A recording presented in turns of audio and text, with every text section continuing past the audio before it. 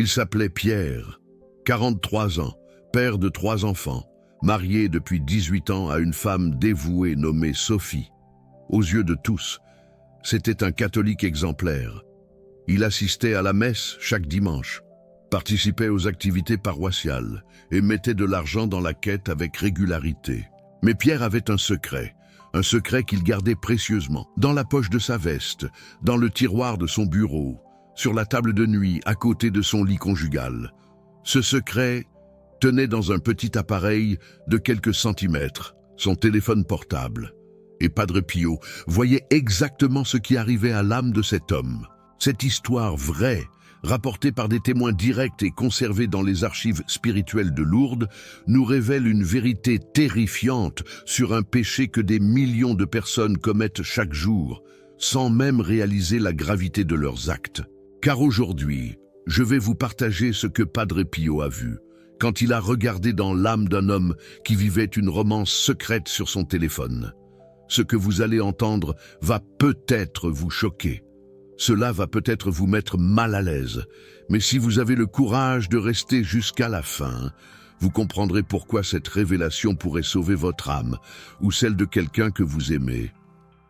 Commençons par le début de cette histoire tragique. Pierre avait rencontré sa femme Sophie, à l'âge de 24 ans, dans une paroisse de Lyon, où ils faisaient tous deux partie du groupe de jeunes adultes.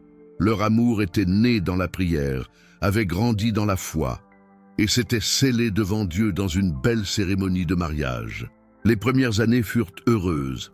3 enfants vinrent bénir leur union, 2 garçons et une fille. Pierre travaillait dur comme expert comptable dans une entreprise de la région. Sophie s'occupait des enfants et du foyer avec dévouement. Ils priaient ensemble le soir, assistaient à la messe en famille et semblaient être le couple parfait. Mais quelque chose changea quand Pierre eut 40 ans. Ce fut subtil au début, une lassitude dans le quotidien, un sentiment de vide malgré tout ce qu'il avait, une impression que la vie lui avait peut-être réservé autre chose, quelque chose de plus excitant, de plus passionnant. Et puis un jour, il reçut un message sur son téléphone. C'était une ancienne collègue, Isabelle, qu'il n'avait pas vue depuis des années. Elle avait trouvé son contact sur un réseau professionnel et lui envoyait un simple bonjour nostalgique. Pierre répondit « Juste par politesse », se dit-il, « juste pour être courtois ». Mais les messages continuèrent. D'abord quelques-uns par semaine, puis plusieurs par jour. Les conversations devinrent plus personnelles, plus intimes. Pierre se surprit à attendre ces messages avec impatience, à sourire en les lisant, à cacher son téléphone quand Sophie s'approchait. Il se convainquit que ce n'était rien de grave. Après tout, il n'avait jamais rencontré Isabelle en personne depuis le début de ces échanges. Il n'y avait pas eu de contact physique, c'était juste des mots sur un écran. Où était le mal? Mais le mal était déjà là, profondément enraciné dans son cœur. Un an passa ainsi. Les messages devinrent plus audacieux, des déclarations d'affection, puis d'amour, des photos échangées, des confidences que Pierre n'avait jamais partagées avec sa propre femme. Une intimité émotionnelle qui dépassait tout ce qu'il avait connu avec Sophie depuis des années. Et pendant tout ce temps, Pierre continuait d'assister à la messe chaque dimanche, il continuait de recevoir la communion, il continuait de se présenter comme un bon catholique devant sa famille et sa communauté. C'est alors qu'un événement inattendu se produisit. Le frère de Sophie, un homme profondément pieux, organisa un pèlerinage familial à Lourdes pour rencontrer Padre Pio. C'était en 1964, 4 ans avant la mort du saint. À cette époque, des milliers de personnes venaient du monde entier pour se confesser auprès de ce prêtre aux stigmates, ce moine qui pouvait lire dans les âmes. Pierre n'avait aucune envie d'y aller. Une peur sourde l'envahissait à l'idée de se retrouver face à ce prêtre dont on disait qu'il voyait les péchés cachés. Mais il ne pouvait pas refuser sans éveiller les soupçons. Alors il accepta, espérant pouvoir éviter le confessionnal en prétextant la foule ou le manque de temps. Le voyage dura 2 jours. Quand la famille arriva à Lourdes, l'église était bondée de fidèles venus des 4 coins du monde. Pierre respira. Avec cette foule, il serait impossible de se confesser. Il pourrait simplement assister à la messe et repartir sans avoir à affronter le regard du saint. Mais Dieu avait d'autres plans. Le deuxième jour de leur séjour, alors que Pierre se tenait au fond de l'église, pendant que Sophie priait près de l'autel, un vieux moine capucin s'approcha de lui. « Padre Pio veut vous voir », dit-il simplement. Le sang de Pierre se glaça. Comment était-ce possible? Il n'avait fait aucune demande de confession. Il n'avait parlé à personne. Il s'était tenu à l'écart, essayant de se faire oublier. Le moine insista. « Suivez-moi, il vous attend. » Pierre ne put refuser. Ses jambes tremblaient tandis qu'il suivait le capucin à travers les couloirs du monastère jusqu'à une petite pièce où se tenaient quelques pénitents en attente. Un par un, ils entraient dans le confessionnal et en ressortaient, certains en larmes, d'autres le visage illuminé. Quand vint le tour de Pierre, il sentit son cœur battre si fort qu'il crut qu'il allait exploser. Il entra dans le confessionnal. À travers la grille, il pouvait voir le profil de Padre Pio, ses mains bandées, ses yeux fermés.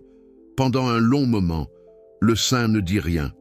Le silence était insupportable. Puis Padre Pio ouvrit les yeux et regarda Pierre. Et ce que Pierre vit dans ce regard le terrifia. Ce n'était pas de la colère, ce n'était pas du jugement, c'était une tristesse infinie, une douleur profonde, comme si le saint contemplait une tragédie en train de se dérouler. Padre Pio parla d'une voix basse mais ferme. « Mon fils, je vois ce que tu gardes dans ta poche, je vois les mots que tu échanges dans le secret, je vois la femme qui n'est pas la tienne et à qui tu donnes ton cœur. » Pierre voulut protester, nier, s'expliquer. Mais les mots moururent dans sa gorge. Comment pouvait-il mentir à un homme qui voyait clairement dans son âme? Padre Pio continua. « Tu penses que ce ne sont que des mots? Tu penses que parce qu'il n'y a pas eu de contact physique, tu n'as pas commis d'adultère, mais laisse-moi te montrer ce que Dieu voit, ce qui se passa ensuite. » Pierre le décrivit plus tard comme la vision la plus terrifiante de sa vie. Il se vit soudain comme de l'extérieur, assis dans son bureau, le téléphone à la main, souriant en lisant un message d'Isabelle. Mais au-dessus de lui, il vit quelque chose qu'il n'avait jamais vu auparavant, son âme. Et cette âme était couverte de plaies, des plaies profondes, saignantes, comme si quelqu'un l'avait poignardé à répétition. Chaque message envoyé, chaque mot d'amour adressé à cette autre femme avait laissé une blessure béante dans son âme. Mais ce n'était pas tout. Pierre vit aussi une autre âme, à côté de la sienne, une âme lumineuse, pure, belle, celle de Sophie. Et cette âme était reliée à la sienne par des fils dorés, les liens du sacrement de mariage. Mais ces fils étaient en train de se rompre. Un par un, message après message, ils s'effilochaient et se brisaient. Et à chaque fil qui se rompait, l'âme de Sophie frémissait de douleur, même si dans le monde visible, elle ne savait rien de ce qui se passait. La vision s'élargit encore. Pierre vit ses 3 enfants, leurs petites âmes innocentes, qui souffraient elles aussi de cette rupture invisible entre leurs parents. Le péché secret de leur père les atteignait, les blessait, même s'ils n'en avaient aucune conscience. Et autour de cette scène de désolation, Pierre vit des ombres, des formes sombres qui ricanaient, qui se réjouissaient, qui attisaient le feu de sa passion illicite, des démons qui le poussaient vers la destruction de sa famille, de son mariage, de son âme. C'était le chaos, la destruction imminente. La vision disparut aussi soudainement qu'elle était apparue. Pierre se retrouva dans le confessionnal, le visage inondé de larmes, le corps tremblant de sanglots. Il était dévasté. Padre Pio attendit qu'il se calme avant de reprendre la parole. L'attente semblait une éternité. « Ce que tu as vu, dit-il, c'est la réalité spirituelle de ce que tu fais. Dans le monde visible, tu n'as pas touché cette femme. Mais dans le monde invisible, tu as déjà commis l'adultère des milliers de fois. Car Jésus lui-même a dit, « Quiconque regarde une femme avec convoitise a déjà commis l'adultère dans son cœur. » C'est écrit. Il ajouta, « Et ce petit appareil que tu portes avec toi, ce téléphone, est devenu l'instrument de ta chute. À travers lui, tu as ouvert une porte aux démons dans ton mariage. Tu as permis à une autre femme d'entrer dans l'intimité qui était réservée à ton épouse. Tu as trahi les vœux que tu as prononcés devant Dieu. C'est une lourde faute. Pierre voulut se défendre. Mais Père, je n'ai jamais eu l'intention de quitter ma femme. Je n'ai jamais voulu vraiment la tromper. C'était juste. Padre Pio l'interrompit. Juste quoi? Juste des mots? Juste des messages? Mon fils, les mots ont un pouvoir que tu ne soupçonnes pas. Chaque mot d'amour que tu as adressé à cette autre femme, tu l'as volé à ton épouse. Chaque confidence que tu lui as faite, tu l'as refusée à celle qui avait droit à ta totale intimité. C'est une dette immense. Le saint marqua une pause, puis dit quelque chose qui résonna dans l'âme de Pierre comme un coup de tonnerre. Et sais-tu ce qui se passe quand un homme fait cela? Sais-tu ce que devient son âme avec le temps? C'est une question cruciale. Pierre secoua la tête, incapable de parler. Il était terrifié par la réponse. Padre Pio répondit « Elle se divise. Une partie reste avec sa femme légitime, liée par le sacrement. Mais une autre partie s'attache à cette autre femme, par des liens qui n'auraient jamais dû exister. Et cette division intérieure devient une torture permanente. L'homme ne trouve plus la paix, nulle part. Il ne peut plus aimer pleinement ni l'une ni l'autre. Il erre entre deux mondes, appartenant à aucun, et son âme se dessèche comme une plante privée d'eau. C'est la désolation. Ces paroles pénétrèrent profondément dans le cœur de Pierre. Pour la première fois, il comprit la gravité de ce qu'il avait fait. Ce n'était pas un jeu innocent. Ce n'était pas une distraction sans conséquence. C'était un péché grave qui était en train de détruire son âme, son mariage et même ses enfants. C'était un tsunami de destruction. Padre Pio lui demanda alors « Es-tu prêt à tout arrêter? Es-tu prêt à supprimer ces messages, à couper tout contact avec cette femme et à revenir complètement à ton épouse ?» C'est un choix difficile. Pierre hésita. Malgré tout ce qu'il venait de voir, malgré la terreur qu'il avait ressentie, une partie de lui résistait. Une partie de lui ne voulait pas renoncer à ces conversations, à cette excitation, à ce sentiment d'être désiré et spécial. L'attrait du péché était fort. Padre Pio vit cette hésitation, et ce qu'il dit ensuite glaça Pierre jusqu'aux os. Il regarda Pierre droit dans les yeux. « Si tu choisis de continuer, dit le saint, je vois ce qui t'attend. Cette relation secrète finira par être découverte. Ta femme sera détruite par la trahison. Tes enfants perdront leur confiance en toi, et quand tu mourras, et ce jour viendra plus tôt que tu ne le penses, tu devras répondre devant Dieu de chaque message, de chaque mensonge, de chaque moment où tu as choisi cette autre femme plutôt que les vœux que tu avais prononcés. C'est un jugement terrible. » Il ajouta, « Mais si tu choisis de t'arrêter maintenant, si tu te repens sincèrement et si tu coupes définitivement cette liaison, Dieu, dans sa miséricorde, peut encore guérir ton âme et ton mariage. Les plaies peuvent se refermer, les liens peuvent se restaurer. Ta famille peut être sauvée, il y a de l'espoir. Le choix t'appartient, conclut Padre Pio. Mais choisis vite, car le temps presse. L'horloge tourne. Pierre resta longtemps dans le confessionnal, pleurant, priant, luttant contre lui-même. Finalement, quelque chose se brisa en lui, non pas son cœur pour Isabelle, mais la muraille de déni et de justification qu'il avait construite autour de son péché. La vérité l'avait frappé de plein fouet. Il dit à Padre Pio, « Père, je veux m'arrêter, aidez-moi. Je ne suis pas assez fort pour le faire seul. » Le saint sourit pour la première fois depuis le début de leur entretien. « C'est le début de la guérison, mon fils.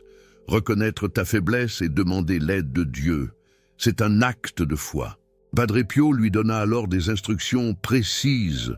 Premièrement, détruire tous les messages et supprimer le contact de cette femme. Deuxièmement, se confesser régulièrement pour rester vigilant contre la tentation.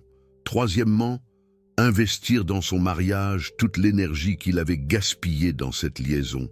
Quatrièmement, priait chaque jour pour sa femme et ses enfants, leur demandant pardon même s'il ne savait pas ce qu'il avait fait.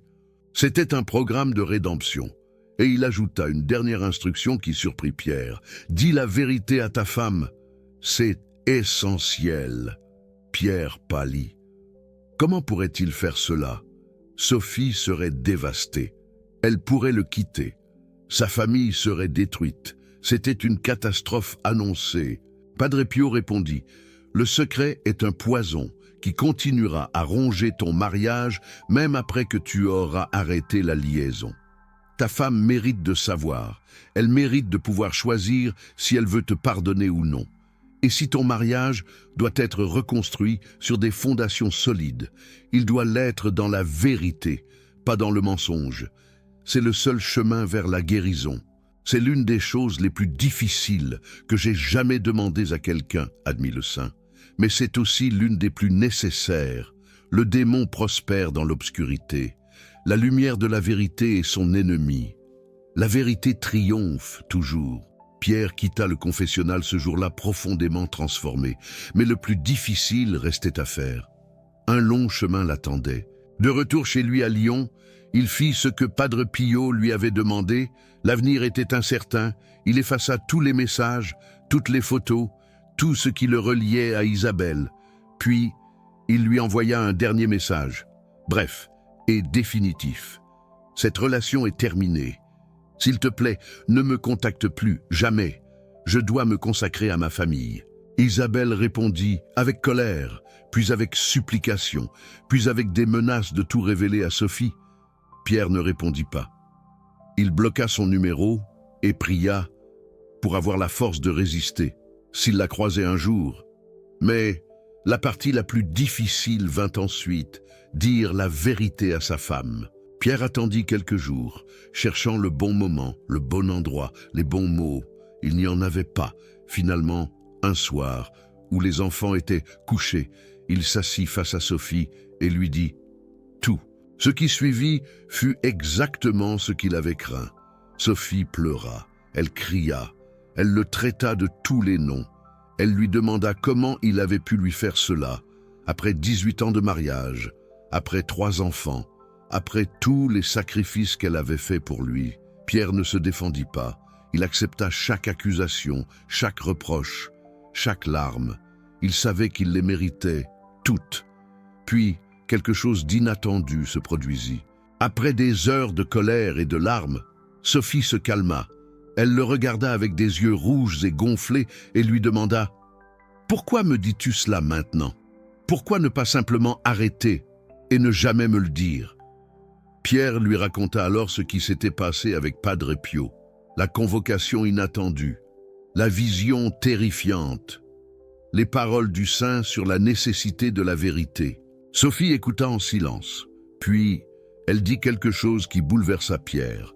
Le fait que tu me dises la vérité, même en sachant que cela pourrait détruire notre mariage, me montre que tu as vraiment changé. Un homme qui voulait continuer à me tromper n'aurait jamais pris ce risque. Elle ne le pardonna pas ce soir-là.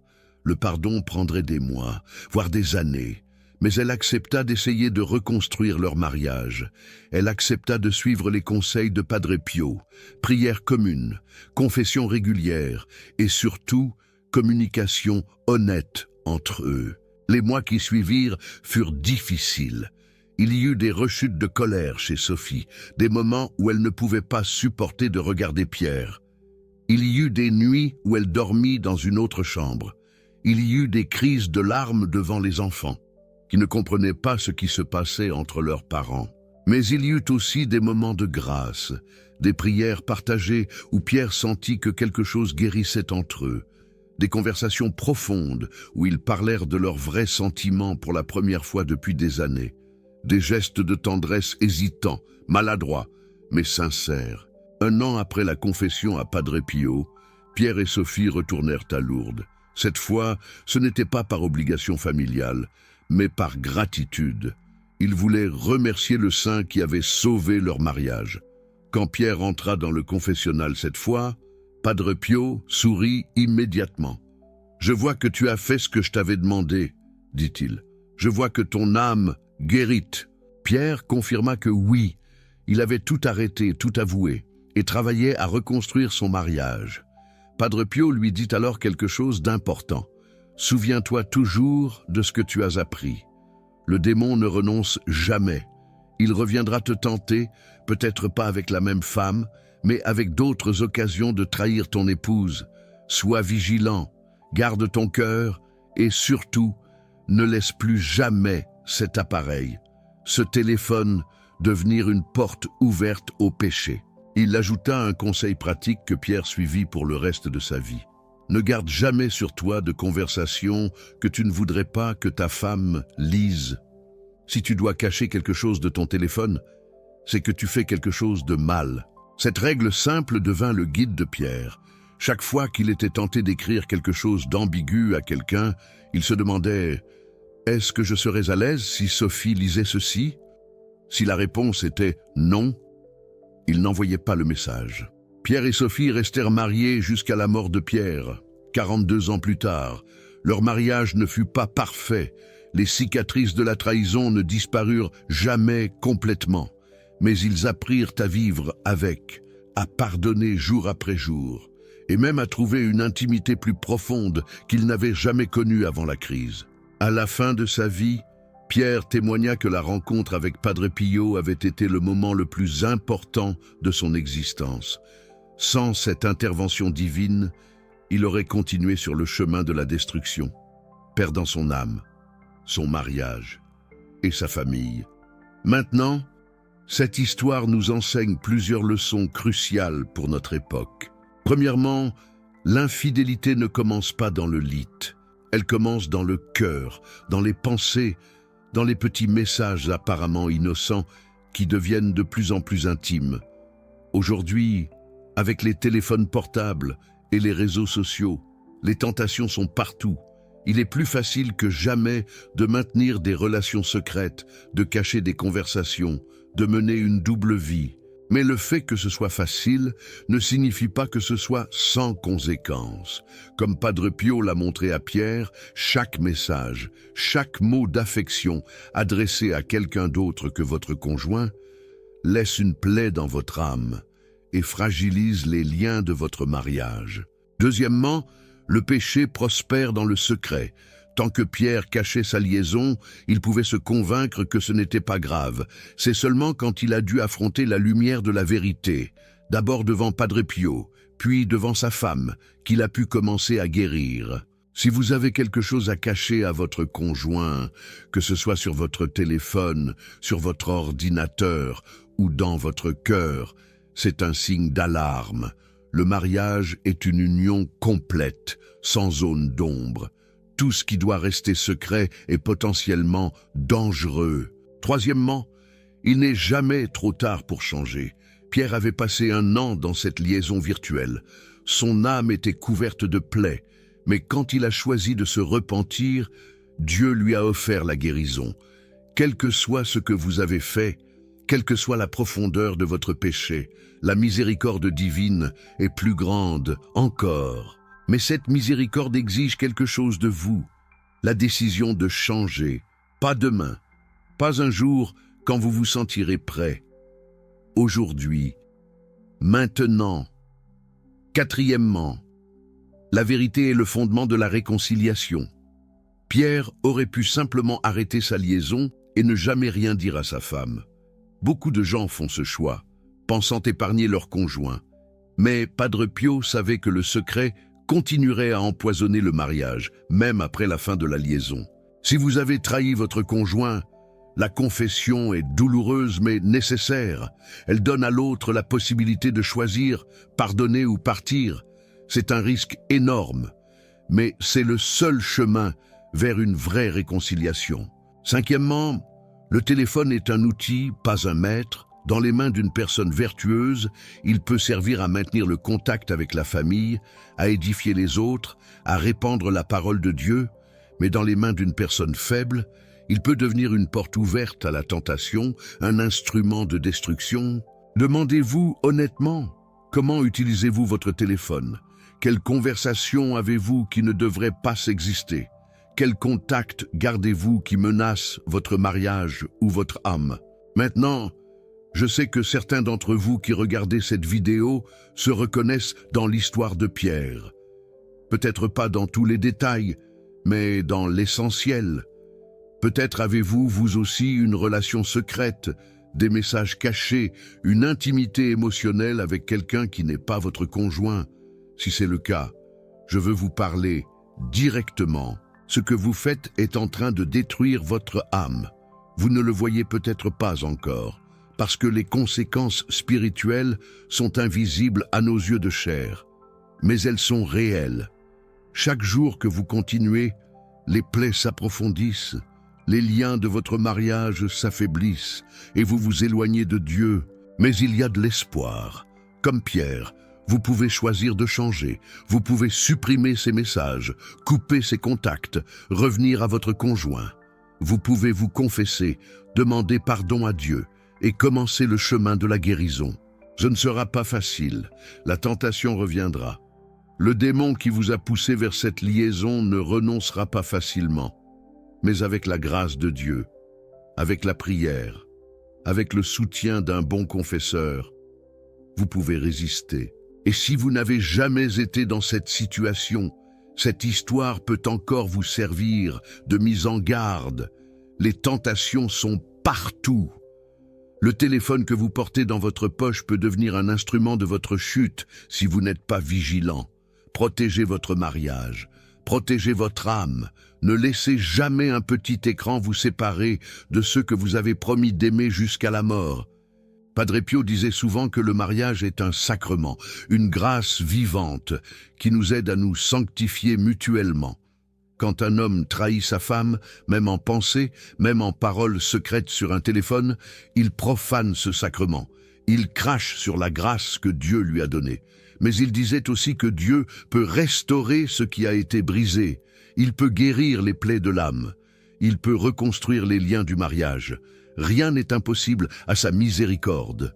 Avant de terminer, je voudrais partager avec vous quelques autres enseignements de Padre Pio sur le mariage et la fidélité qui complètent parfaitement l'histoire de Pierre.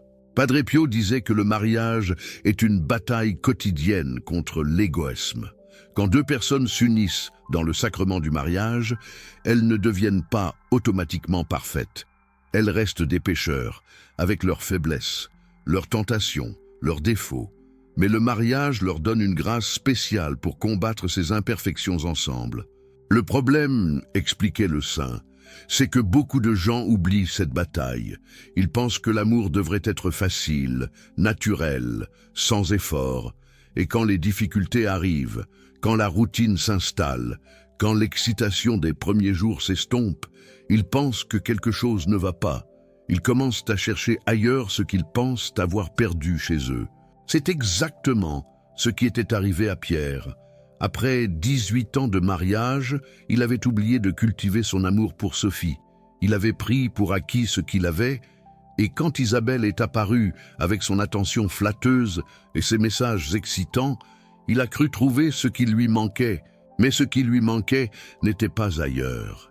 C'était en lui-même, c'était l'effort quotidien, le choix renouvelé chaque jour d'aimer sa femme, de la choisir elle plutôt que toutes les autres possibilités. Padre Pio enseignait que l'amour conjugal est un choix, pas seulement un sentiment. Les sentiments vont et viennent. Certains jours, vous vous sentez profondément amoureux de votre conjoint. D'autres jours, vous vous sentez distant, irrité ou simplement indifférent. C'est normal, c'est humain. Mais le vrai amour ne dépend pas de ces sentiments. Le vrai amour est la décision de rester fidèle, même quand vous ne vous sentez pas amoureux. C'est la décision de servir votre conjoint, même quand vous êtes fatigué. C'est la décision de résister à la tentation même quand elle est séduisante. Pierre avait oublié cette vérité. Il avait laissé ses sentiments le guider plutôt que sa volonté. Et ces sentiments l'avaient mené vers la destruction. Un autre enseignement de Padre Pio particulièrement pertinent pour notre époque concerne les dangers de la curiosité malsaine. Le saint mettait en garde contre le désir de savoir ce qui ne nous regarde pas, de regarder ce qui ne nous est pas destiné, d'explorer des territoires interdits. Aujourd'hui, cette curiosité est alimentée par la technologie. En quelques clics, nous pouvons accéder à des contenus qui auraient été impensables il y a une génération. Nous pouvons entrer en contact avec des personnes que nous n'aurions jamais rencontrées autrement. Nous pouvons cultiver des relations qui n'auraient jamais existé sans ces outils. Et cette facilité est dangereuse, car elle supprime les barrières naturelles qui protégeaient autrefois les mariages et les familles. Autrefois, pour avoir une liaison, il fallait sortir de chez soi, rencontrer quelqu'un en personne, prendre des risques physiques considérables. Ces obstacles décourageaient beaucoup de gens de passer à l'acte.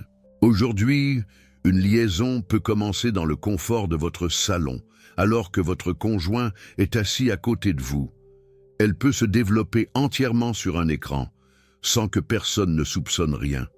Elle peut devenir une addiction avant même que vous ne réalisiez ce qui se passe. C'est pourquoi Padre Pio, s'il vivait aujourd'hui, nous mettrait certainement en garde contre l'usage imprudent de ces technologies.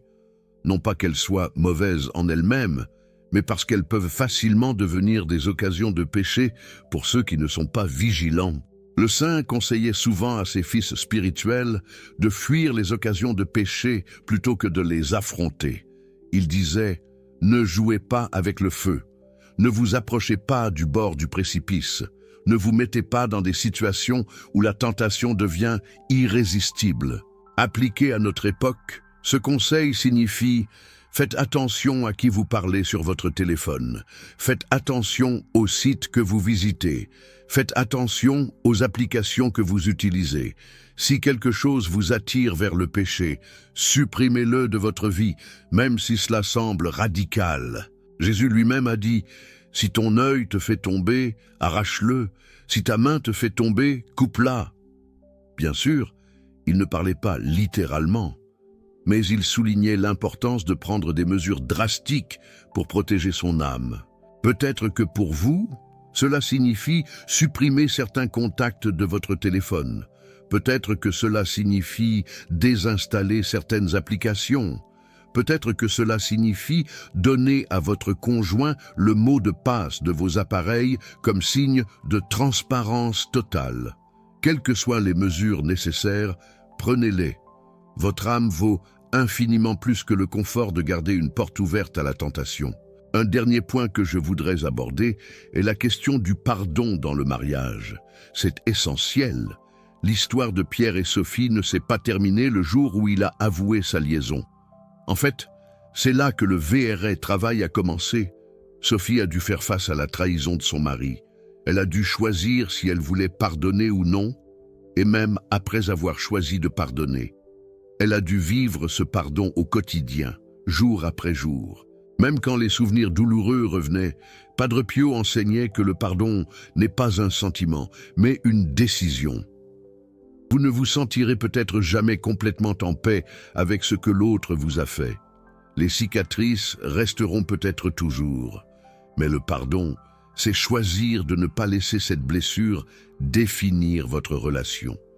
C'est choisir de donner une nouvelle chance, même si l'autre ne la mérite pas. Car au fond, n'est-ce pas exactement ce que Dieu fait pour nous? Nous le trahissons constamment par nos péchés, nous choisissons d'autres choses plutôt que lui.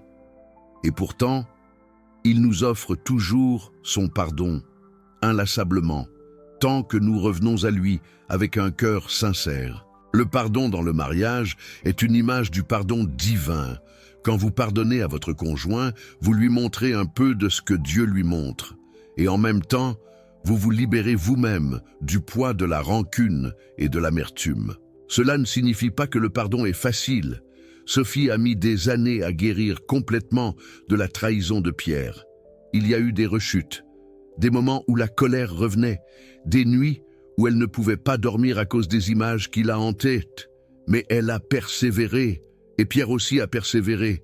Ensemble, avec la grâce de Dieu et l'aide de la prière, ils ont reconstruit leur mariage sur des fondations plus solides qu'avant.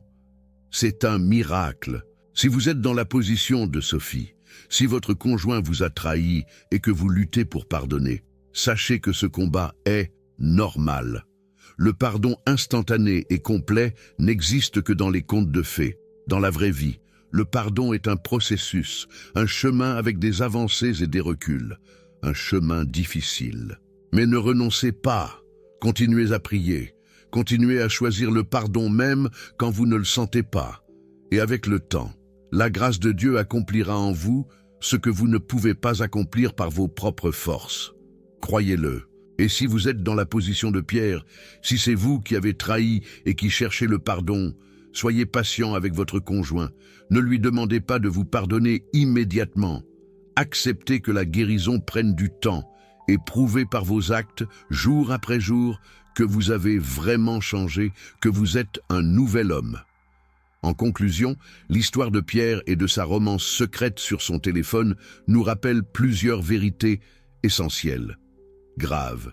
L'infidélité commence dans le cœur, bien avant tout acte physique. Les mots que nous échangeons, les pensées que nous entretenons, les émotions que nous cultivons pour quelqu'un d'autre que notre conjoint sont déjà une forme de trahison. Une blessure profonde. Le téléphone et les technologies modernes peuvent faciliter cette trahison comme jamais auparavant. Nous devons être vigilants sur la manière dont nous utilisons ces outils. Ils sont une arme à double tranchant. Le secret empoisonne le mariage. La lumière de la vérité, même douloureuse, est le seul chemin vers une vraie réconciliation. C'est le chemin de la libération. Et finalement, avec Dieu, rien n'est impossible. Même les mariages les plus blessés peuvent être guéris. Même les âmes les plus marquées peuvent être restaurées. Il faut y croire. Que l'intercession de Padre Pio vous accompagne dans vos mariages et dans vos familles.